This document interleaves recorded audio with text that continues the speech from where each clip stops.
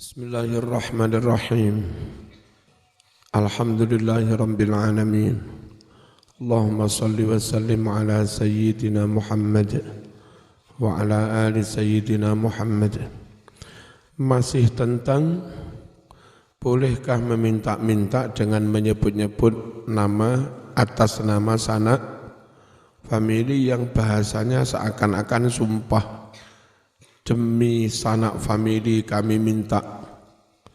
Ada yang mengatakan boleh, ada yang mengatakan makruh. Qala wasdawuh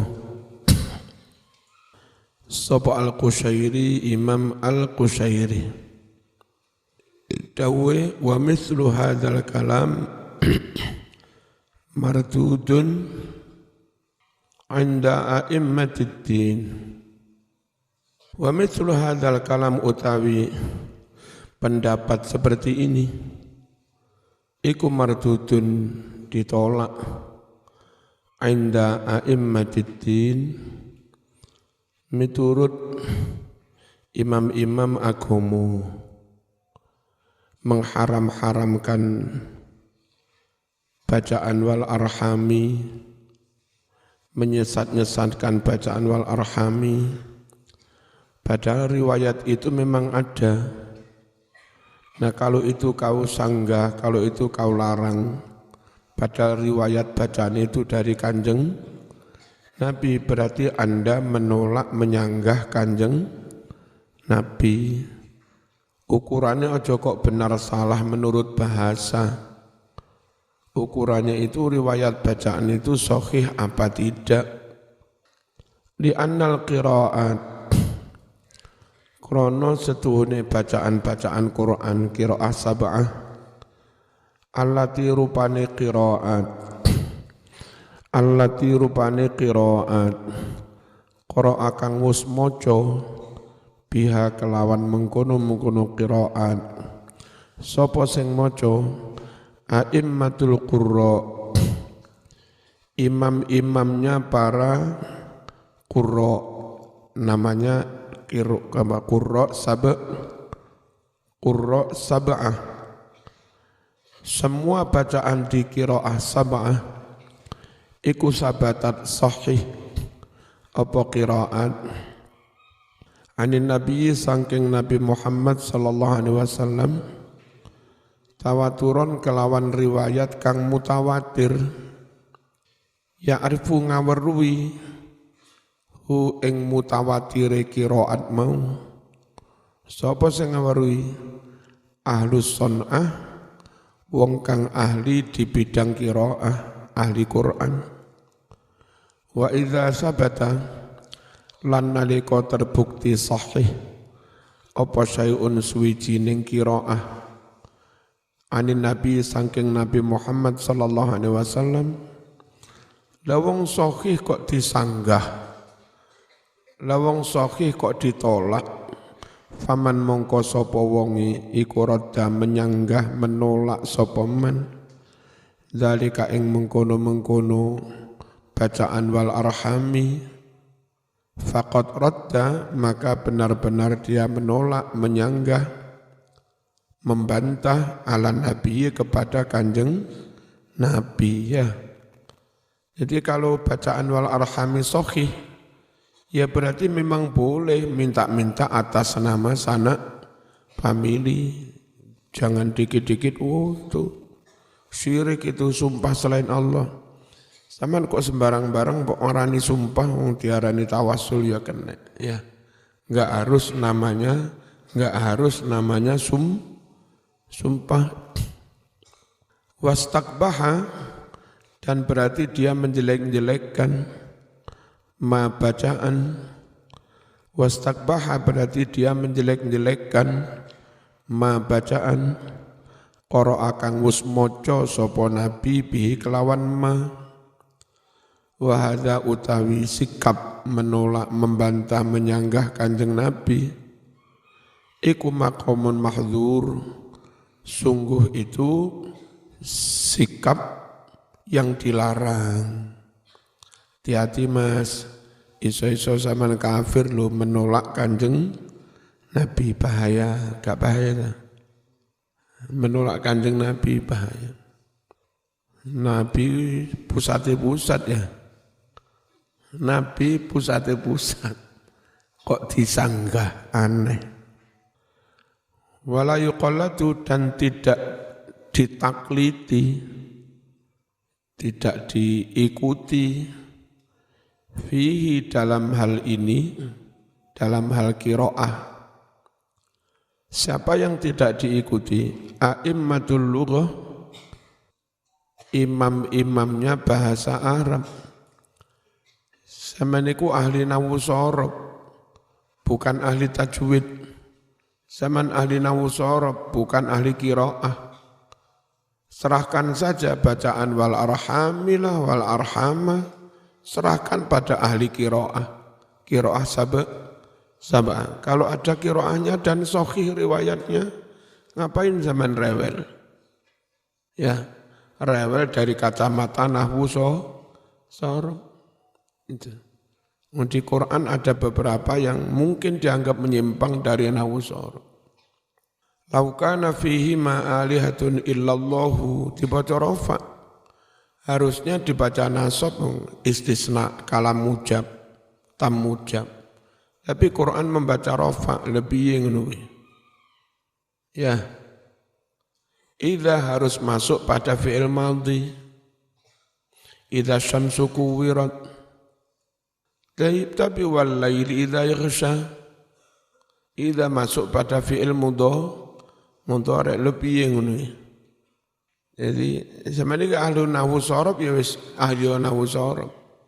Aja nentang-nentang hal yang itu masuk di dunianya ahli tajwid, ahli qiraat. Lalu kau menghakimi tajwid dari kacamata nahwu sorob. Ya, kecuali zaman memang yo ahli nahwu sorob, yo ahli tajwid, monggo ya. Fi'ile mu'annas, fa'ile muzakkar. Amantu billadhi amanat bihi banu Israel. Billadhi amanat bihi banu Israel. Amanat mu'annas, fa'ile banu, banin banu, lek wedok banat, iki banu, fi'ile amanat, iki piye? Apa gak pusing zaman? Ya, tapi riwayat qiraah itu sahih. Yakhisimun. Ya. Itu kalau wazan fa'ala yufa'ilu harusnya khassama yukhassimu. Yukhassimun. Tapi yang surat Yasin bukan yukhassimun, tapi yakhisimun. Itu piye, Mas? Kalau wazan ikhtasama yakhtasimu. Dari yakhtasimu menjadi yakhisimu, itu piye tajwide idgham apa itu? Apa mutamatsilan apa? Repot. Tapi qiraah ngono kuwi riwayate Arab nyapo. Cuma saya yang ngerti ya. Pokoknya sing tajwide weruh, nahwu sorobe weruh, nanti bisa mencari titik temu, gak bingung. Bismillahirrahmanirrahim. Wala yuqallatu dan tidak bisa ditakliti fi dalam hal qiraah. Sapa yang ora kena ditakliti? A'immatul lughah wan nahwi. Tokoh-tokoh bahasa dan tokoh nahwu sorob. Fa innal arabiyyata tatalaqqa minan Nabi sallallahu alaihi wasallam, karena bahasa Arab itu tutalaqqa diterima minan Nabi dari Nabi sallallahu alaihi wasallam. Wala yashukku ahadun dan tidak seorang pun ragu fi fasahati mengenai fasihnya Kanjeng Nabi. Bahasa Arab, bahasa Quran diwaca piye-piye itu riwayat diterima dari Kanjeng Nabi. Dan kita sama-sama tahu Nabi itu fasih. Gak mungkin keliru dalam penuturan bahasa bahasa. Wis sampean meneng wae. Kalau teorimu enggak podo Kanjeng Nabi ojo ngengkel. Fasih Nabi timbang sampean. Nabi lebih fusha, bahasanya lebih fasih. Summa kemudian an-nahyu innama jaa fil halaf bi ghairillah. Yang namanya larangan itu kan larangan bersumpah dengan selain Allah di hadis itu. Jangan kalian bersumpah dengan menyebut selain nama Allah. Sedangkan ini wal arhami bukan masalah sumpah. Ini tawassul ya. Wasilah atas nama sanak famili minta. Bukan kok demi sanak famili. Enggak. Ini bukan masalah sumpah, Mas. Wahada tawassul. Ini soal tawassul ilal ghair kepada orang lain bihaqqir rahim. Tawassul dengan menyebut haknya sanak famili, haknya paseduluran. Fala nahya, maka sama sekali tidak ada larangan fi dalam hal membaca wal arhami, enggak ada larangan meminta menyebut atas nama dulur sanak famili dan enggak masuk kategori larangan sumpah menyebut selain nama Allah. Karena ini konteksnya bukan qasam, bukan sumpah, tapi tawassul. Nah repotnya kita bercakap berbantahan dengan Wahabi, yang Wahabi juga mengharamkan tawassul. Ya haram maneh. Iki najan bukan sumpah Mas, pancet haram karena tawassul haram menurut Wahabi. Tawassul haram ya ningali gawe kacamata haram. Harusnya zaman melihat tulisan langsung, jangan pakai kaca mata. Kalau pakai kacamata berarti berwasilah dengan kacamata Anda melihat bacaan, melihat tulisan. Musyrik zaman tawassul dengan kacamata.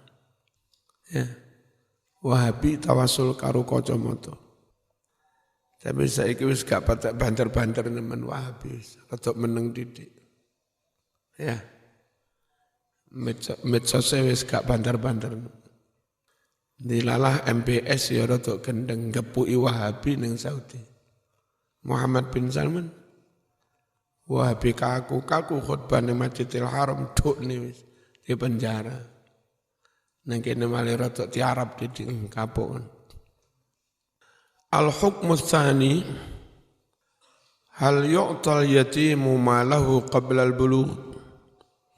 Hukum yang kedua, bolehkah si yatim diberikan hartanya, asetnya, qabla al-bulugh sebelum dia balik? Karena kalimatnya berikan kepada anak yatim, wa atul yatama. Itu yang dimaksud memberikan hartanya sejak sebelum balik, wa atul yatama. Atau memberikannya harus setelah balik dan setelah dewasa, matang cara mengelola aset. Ono arek yatim punya aset triliun. Sik TK wis iki bondomu sak triliun wae. Arek TK mau wae aset sak triliun yo buyar, Mas.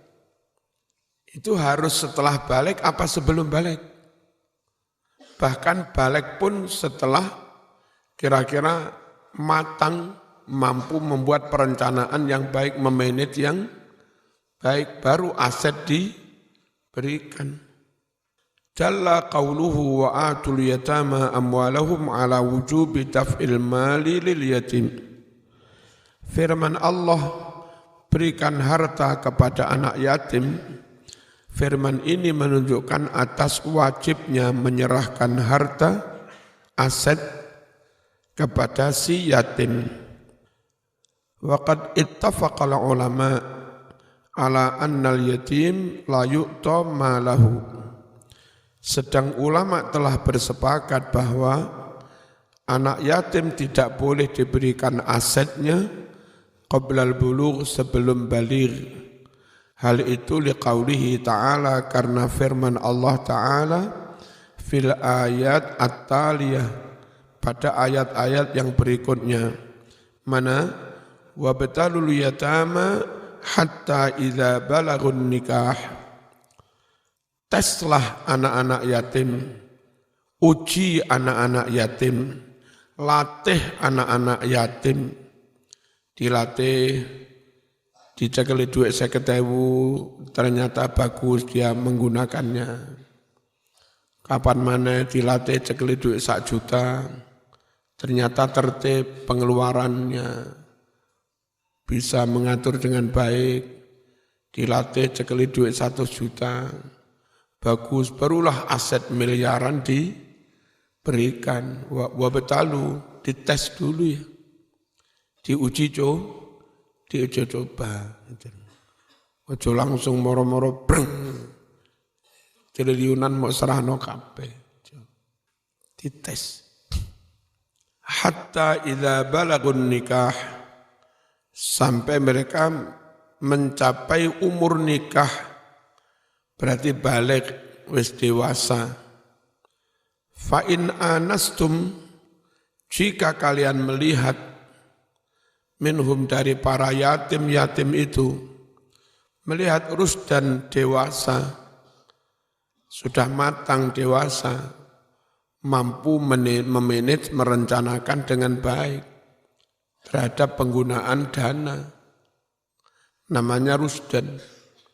Kalau sudah sampai umur nikah, balik, dan pikirannya sudah matang, dewasa, nah, fadfa'u maka serahkan ilaihim kepada anak-anak yatim itu, amwalahum aset mereka, serahkan pada mereka.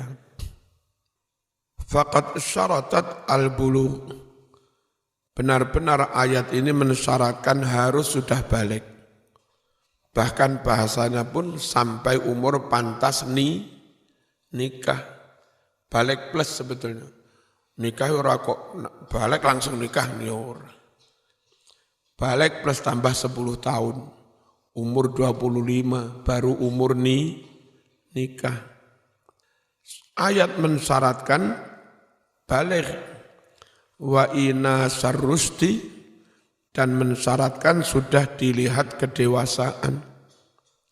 Inas itu masdar dari anasa, anastum. Anasa yu'nisu inasan. Sudah terlihat dewasa. Apa hikmahnya? Menyerahkan aset kepada yatim. Kok menunggu dewasa, menunggu balik, menunggu matang. Wal hikmatu anna as-saghir la yuhsinu tasarruf fi malih. Hikmahnya adalah bahwa anak kecil itu tidak bisa berbaik-baik dalam mengelola hartanya. Wa rubbama sarafahu fi ghairi wujuhi naf'i.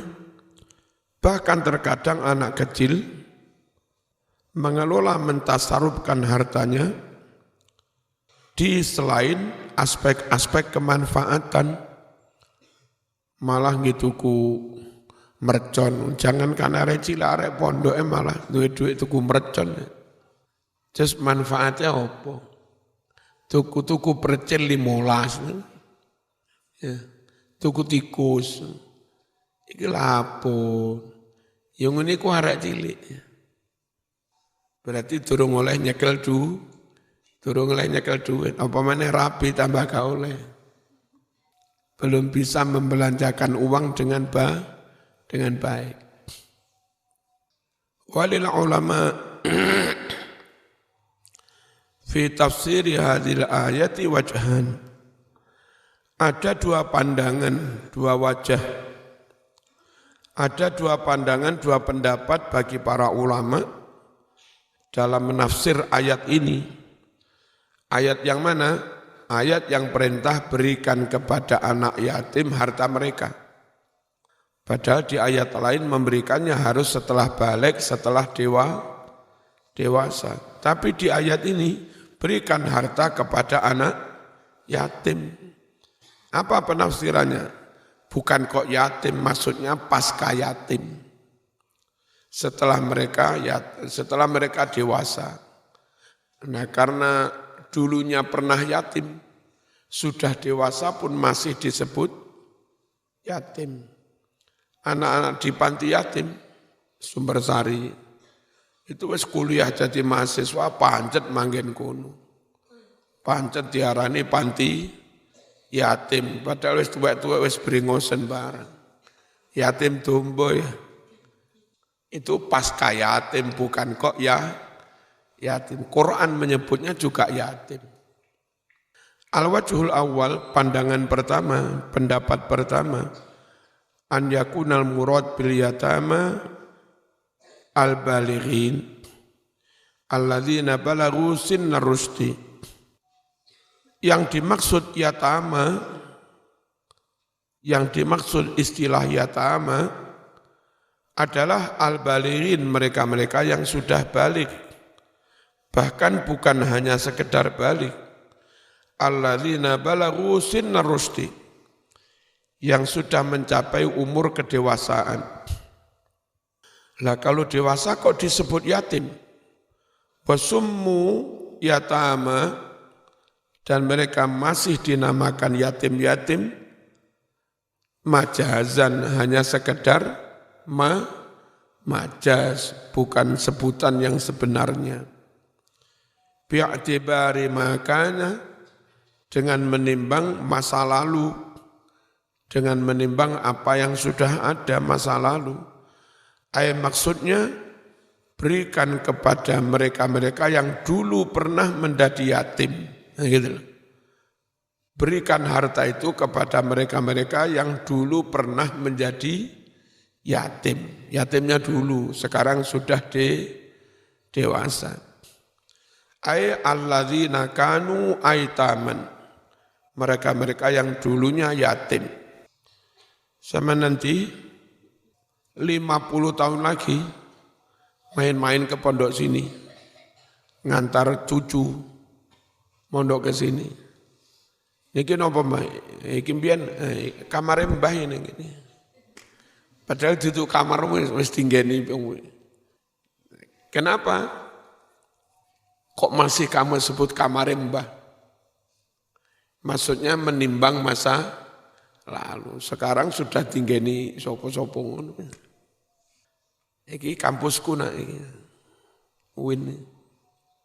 Padahal wis ora ya. Mulai beberapa tahun ini yang mondok ke sini itu sudah anaknya santri. Santri-santri awal-awal anaknya sudah dipondokkan ke sini. Ketika kami ngajar bapak-bapak mereka, umur kami sekitar 30. Saya membuat pondok itu umur sekitar 28. Nah, umur 29, 30, 31, saya ngajar bapak dan ibu-ibu mereka. Lalu mereka anaknya sudah pada kuliah, beberapa tamat. Terus sudah punya anak 1, 2. Nanti 20 tahun lagi dipondokkan ke sini. 20 tahun lagi saya umur 76, 77. Muka-muka saya urip. Ini mulang putune pisan. Wong tak ulang, anak tak ulang, putune tak ulang. Ya. Al-wajhu tsani, pandangan yang kedua, pendapat yang kedua, annal murada bil yatama as-sighar alladzina hum duna sinnil bulugh.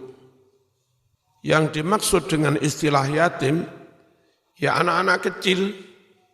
Anak kecil kok diberi satu, bukan diberikan aset dalam jumlah besar untuk dikelola, tapi diberi jajan, diberi biaya hidup. Itu. Jadi kami diamanati mengelola warisannya anak yatim. Anak yatim tak pondok nih. Nah, biaya bulanan 1 juta, 2 juta, ya diambil dari asetnya anak yatim. Boleh mereka diberi. untuk kebutuhan hidup namanya nafkah. Sejak mereka belum balik. Yang kedua, diberi untuk dilatih membelanjakan duit. Ikina dilatih cara membelanjakan duit. Ikina tentu ngelatihnya sejak sebelum balik. Itu. Jadi wa'atul yatama maknanya ya benar-benar berikan kepada anak yatim harta mereka. Tapi harta itu ada dua.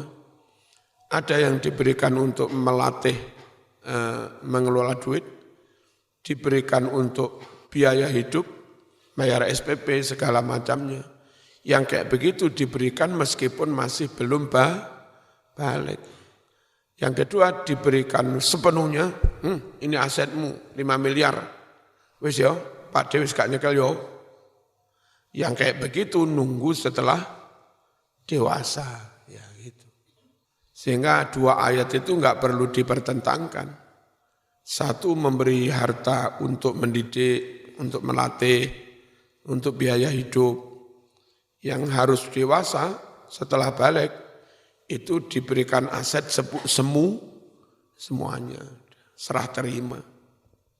Alladzina hum tuna sinnil bulugh.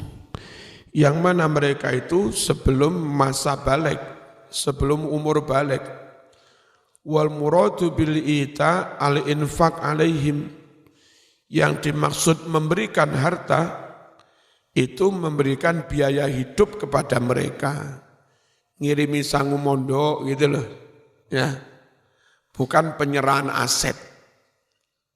Bitta'am dengan memberikan biaya makan, wal kiswah, pakaian. Gitu. Awil muradu bil ita tarkul amwal wa khifdhuha lahum, atau yang dimaksud memberi itu membiarkan harta dan menjaganya menjadi milik mereka. Yang dimaksud memberi itu bukan serah terima, tapi jangan sentuh asetnya anak yatim, jangan kau kurang-kurangi. Biarkan saja aset itu utuh. Itu namanya juga ngira-ngirakno memberikannya kepada si anak yatim. Jangan dimaknai serah terima.